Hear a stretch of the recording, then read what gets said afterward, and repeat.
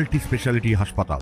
মেঘবেলা লাইভে আপনার পছন্দের টিভি চ্যানেলস সম্পূর্ণ বিনামূল্যে, শুধুমাত্র মেঘবেলা ব্রডব্যান্ডের কানেকশনের সঙ্গে। মেঘবেলা ব্রডব্যান্ড, বাংলার ঘরে ঘরে। Diagnostic solution and polyclinic. শুক্রবার সকালে নিউ টাউনের ইকো পার্কে প্রাতঃভ্রমণে আসেন প্রাক্তন সাংসদ তথা রাজ্য বিজেপির প্রাক্তন সভাপতি দিলীপ ঘোষ।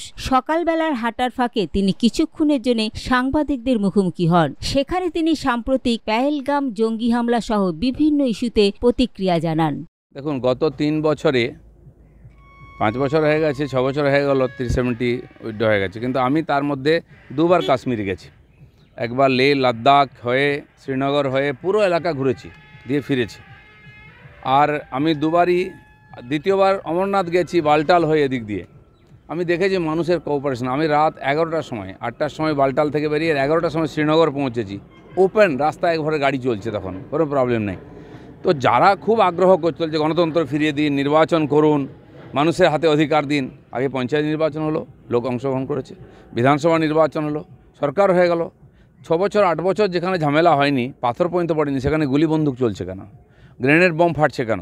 তার মানে যারা নির্বাচন চেয়েছিল, সরকার চেয়েছিল, তারা কি করাচ্ছে? নির্বাচিত সরকারের সময় এত বড় দুর্ঘটনা হলো কেন? সারা দেশকে, দুনিয়াকে কাঁপিয়ে দিয়েছে। আজ তো কেন্দ্র সরকার এবং হওয়ার সঙ্গে সঙ্গে গৃহমন্ত্রী পৌঁছেছেন। কেন্দ্র সরকার যেটা বলেছিল সেটা করে দেখিয়েছে। তোমরা পারোনি। কেন্দ্র সরকার ফোর্স দিয়ে হোক, যেভাবে হোক, এবং পরবর্তীকালে সাধারণ মানুষের বিশ্বাস জিতেছে। প্রতি বছর প্রায় 1.5 কোটি পর্যটক যাচ্ছিল গত 3 বছর ধরে। জিজ্ঞেস করুন ওখানকার মানুষের, তারা হাহাকার করছে। ওরা বলছে ওরা আমাদের অতিথি, তাদের অপমান অত্যাচার করছে, আমরা ছাড়বো না। এবং রাতারাতি সমস্ত হোটেল থেকে আরম্ভ করে খালি হয়ে গেছে। ওখানকার মানুষ খাবে কি? তারা 40 বছর ধরে এটা ভুগেছে টেরোরিজমের জন্য। আজকেও সে একই জিনিস শুরু হয়েছে। কিন্তু আমি মনে করি না এটা বিশেষ কিছু একটা বিচ্ছিন্ন ঘটনা হবে, এরপরে আবার স্বাভাবিক হবে। কারণ সাপের মাথাটাই থেঁতলে দিয়েছে মোদী সরকার, লেজটা নড়ছে, সেই লেজ নড়ার সংকেত পাওয়া যায়। তাহলে এই যে সন্ত্রাসবাদের যে ভয়, এই ভয়টাকে জিগিয়ে রাখার জন্য কি এই কাজটা করা? এক্স্যাক্টলি। হাতে কাজ আছে, ইনকাম আছে, পকেটে টাকা আছে, আনন্দে আছে সবাই।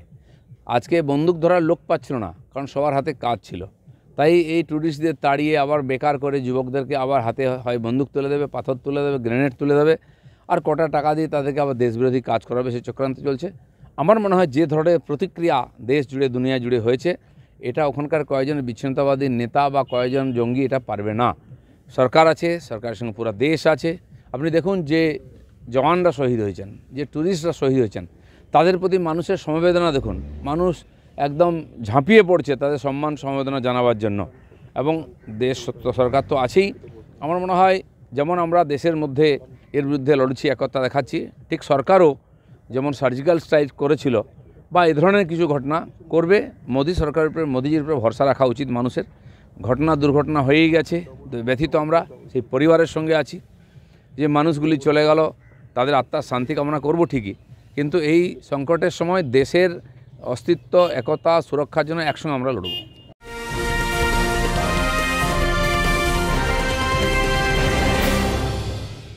ব্যারাকপুর লালকুটিতে ডায়াগনস্টিক সলিউশন অ্যান্ড পলিক্লিনিকের সাথে শুরু করুন আপনার সর্বোত্তম স্বাস্থ্যের যাত্রা। ইসিজি এবং ইএমজি থেকে শুরু করে অডিওলজিস্ট এবং স্পিচ ল্যাঙ্গুয়েজ প্যাথোলজিস্ট, এনসিভি পর্যন্ত এবং রক্ত পরীক্ষার সুবিধা নিয়ে এসেছে ডায়াগনস্টিক সলিউশন অ্যান্ড পলিক্লিনিক। অত্যাধুনিক সুবিধা, ডায়াগনস্টিক পরিষেবা, অর্থোপেডিক্স এবং সার্জারির বিশেষজ্ঞদের সাথে কনসাল্ট করে এক সঠিক চিকিৎসা পেতে হলে আপনাদের আসতেই হবে ডায়াগনস্টিক সলিউশন অ্যান্ড পলিক্লিনিকে। ঠিকানা 14/3/1 ঘোষপাড়া রোড, ব্যারাকপুর লালকুটি, 10 নম্বর রেলগেটের কাছেই, কলকাতা 7,20,020। ফোন নাম্বার 9101053272 এবং 8100671034। Diagnostic solution and polyclinic. আপনার স্বাস্থ্য আমাদের অঙ্গীকার। কাশ্মীর, বাংলাদেশ বর্ডার বলুন, পাকিস্তান বর্ডার বলুন, এরকম ঘটনা বহুবার হয়েছে। এক সময় তো এরম ছিল, বাংলাদেশে বিডিআর ঢুকে আমাদের বিএসএফদেরকে তুলে নিয়ে গিয়ে মেরে পশুর মতো ঝুলিয়ে নিয়ে গেছে। আমরা দেখেছি ছবি, সেদিন চলে গেছে। হয়ে থাকে, তার জন্য সরকার আছে। শুনুন, পাইলট চলে গেছিলো, বিমান ভেঙে পড়েছিল, সে যে সসম্মানে ফিরে এসেছিল, আমরা সেই ইতিহাস বলিনি অভিমন্যু বর্তমানকে। তো সেই জন্য মোদী সরকার আছে, তখন পুরো সরকার নড়ে গেছিলো ওকে ফেরত দেওয়ার জন্য। এটাও ফিরে আসবে, ভরসা রাখুন, ভগবানের উপর ভরসা রাখুন, সরকারের উপর ভরসা রাখুন। এই আমাদের যে জওয়ান গেছে সে সশরীরে সসম্মানে ফিরে আসবে। ওদিকে দাদা জল বন্ধ হয়েছে সিন্ধু, আপনার কি মনে হয় এদিকে একটু এবার ফরাক্কাটা খুলে দেওয়ার দরকার আছে? কারণ এখান থেকে খুব বাজে বাজে মন্তব্য। দেখুন, এই ধরনের যারা ছোট ছোট দেশ, সেখানকার যারা এই যে তাদের দুর্বলতা, তাদের দারিদ্র, তার জন্য তার দেশের ভিতরে কিছু লোক তারা ওই দেশের মানুষকে কষ্ট দিচ্ছে, কিছু উল্টাপাল্টা কথা বলছে। আমাদের দেশের সরকার সংযম রেখেছে। কটা চোর-ছেচড়ের জন্য তো একটা দেশকে সাজা দেওয়া যায় না, 20 কোটি লোককে। তারা আমাদের পড়োশি, আমাদের ভাই, একই শরীর থেকে আমরা হয়েছি, সেটা আমরা ভুলি না। কিছু সময় যেমন ভারতবর্ষের মধ্যে কিছু দেশদ্রোহী আছেন, বিচ্ছিন্নতাবাদী আছেন, সাহায্য করার জন্য ওখানেও আছে। ওদের কথার গুরুত্ব দেওয়ার দরকার নেই। ওইখানকার মানুষ বুঝতে আরম্ভ করেছেন যে যারা এই চক্রান্ত করে সরকারকে সরিয়েছে, যারা আজকে ওখানে এই ধরনের অব্যবস্থা তৈরি করেছে, তার যোগ্যতা কিছু নেই। মানুষ জাগছে, পরিবর্তন হবে। আমার ধারণা বাংলাদেশে শান্তি আসবে।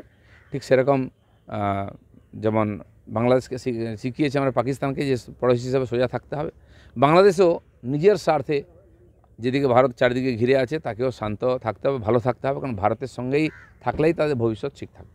না, সরকার দেখুন, সরকারের যে কাজ থাকে, রাজ্য সরকার তার কাজ শেষ করছে, হয়ে গেছে ঘটনা, এখন তো তার সমাধান করতে হবে, দ্বিতীয়বার না হয় দেখতে হবে। কেন্দ্র সরকার তার মতো করে করছে।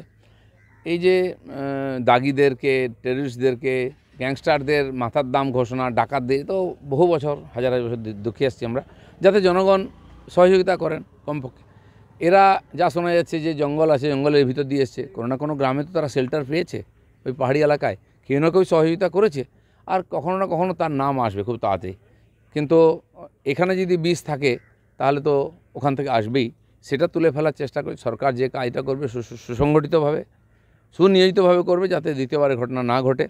এত সুন্দর, যেটা সত্যি সত্যি যে কাশ্মীর ভূস্বর্গ, সেটা 3 বছর ধরে ওখানকার মানুষ এবং আমরা অনুভব করেছি। আমি নিজে গেছিলাম যখন সেই পুলওয়ামা, যেখানে বম ব্লাস্ট হয়ে আমাদের 70-80 জন জওয়ান মারা গেছিলেন, সেখানে নিজেও গেছিলাম আমি। হাইওয়ের উপরে গাড়ি দাঁড়িয়েছিল, সেই ঘটনা আমরা দেখেছি, সিনেমাও হয়েছে। আর এই ধরনের ঘটনা, একটা নিরীহ যারা আনন্দে মেতেছিল, সেই ধরনের ট্যুরিস্টদেরকে যেভাবে জঘন্যভাবে হত্যা করা হয়েছে, সারা দুনিয়া নিন্দা করছে। এবং বিভিন্ন দেশও এই ভারতবর্ষের সঙ্গে এর বিরুদ্ধে দাঁড়িয়েছে। আমার মনে হয় এর সমাধান হবে এবং এটাই বোধহয় শেষ হিংসা হবে। Subrata Roy report, news Bengal today. উত্তর 24 পরগনা ও তার আশপাশের এলাকার মানুষের সেবায় ক্যাথ ল্যাবের মতো অত্যাধুনিক সুবিধা নিয়ে পরিষেবায় ব্রতী সারদা মাল্টি স্পেশালিটি হাসপাতাল। একই ছাদের তলায় মানুষ সাধারণ চিকিৎসা থেকে শুরু করে 24 ঘন্টা cath lab, MRI, CT scan, এনআইসিইউর মতো সুবিধা এবার থেকে পেয়ে যাবেন সারদা মাল্টি স্পেশালিটি হাসপাতালে। প্রয়োজনে যোগাযোগ করুন 033-2592-0730, 2593-0730, 2593-3562 ও 9331275635 নম্বরে। আমাদের ঠিকানা royal park, Kalyani expressway, Barrackpore, Kolkata 7,121,000। Sarada multi speciality হাসপাতাল, পরিষেবাই হোক আমাদের মূল লক্ষ্য।